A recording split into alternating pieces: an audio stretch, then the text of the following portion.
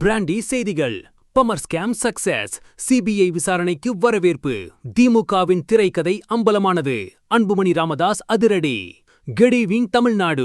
இது உங்க Maximus brandy news. மின்சார வாரியத்துல நடந்த 397 கோடி ஊழல் புகார் இப்போ டெல்லி சிபிஐ கைக்கு போயிருக்கு பாஸ். 1.5 வருஷமா நாங்க கத்துறோம், இப்பதான் நீதி கிடைச்சிருக்குன்னு அன்புமணி ராமதாஸ் திமுக அரச வெளுத்து வாங்கியிருக்காரு. ராஜஸ்தான்ல 7 லட்சத்துக்கு விக்கிற டிரான்ஸ்பார்மரை நம்ம ஊர்ல 12 லட்சத்துக்கு வாங்கினது எப்படி?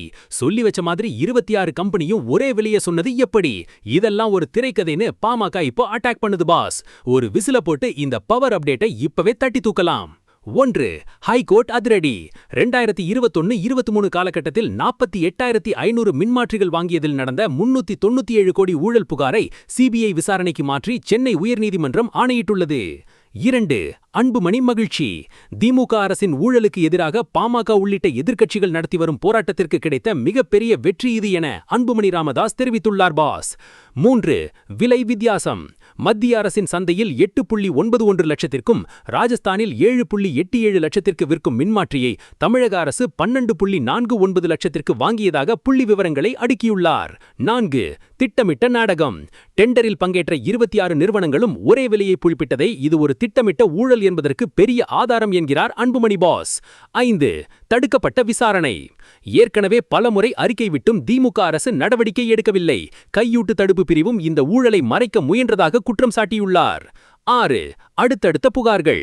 ஸ்மார்ட் மீட்டர் கொள்முதலில் 350% கூடுதல் விலையும் 1 யூனிட் மின்சாரம் 20 ரூபாய்க்கு வாங்கியது என மின்சாரத்துறையே ஊழலின் விளைநிலமாக இருப்பதாக சாடியுள்ளார் பாஸ். 7. சட்ட ரீதியான தண்டனை. சட்டமன்ற தேர்தலில் மக்களால் தண்டிக்கப்பட்ட திமுக இனி அதன் ஊழல்களுக்காக சட்டத்தின் முன் தண்டிக்கப்படும் காலம் வெகு தொலைவில் இல்லை என எச்சரித்துள்ளார். அன்புமணி ராமதாஸோட இந்த அனல் பறக்கும் அறிக்கையை பார்க்கும்போது நம்ம தல அஜித் சொன்ன அந்த ஒரு மாஸ் பஞ்ச் இதோ. உண்மை உறங்கும் பாஸ், ஆனா ஒரு நாள் அது கண் விழிக்கும் போது தப்பு செஞ்ச யாரையும் சும்மா விடாது.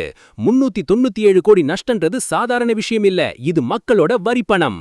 மின்மாற்றி ஊழல் புகாரில் சிபிஐ விசாரணையால் உண்மை குற்றவாளிகள் தண்டிக்கப்படுவார்களா? உங்க போல்டு கமெண்டை சொல்லுங்க. 2026 அதிரடி அரசியல் செய்திகளும் மே 4 தேர்தல் ரிசல்ட் அப்டேட்டுகளுக்கும் பிராண்டி செய்திகள். உண்மையை லவுடா சொல்வோம், குயிக்கா சொல்வோம். This is Maximus signing off. Have an energetic day. இந்த சிபிஐ விசாரணை அப்டேட்டுக்கு ஒரு விசில போட்டு ஷேர் பண்ணுங்க. Boss, bye by.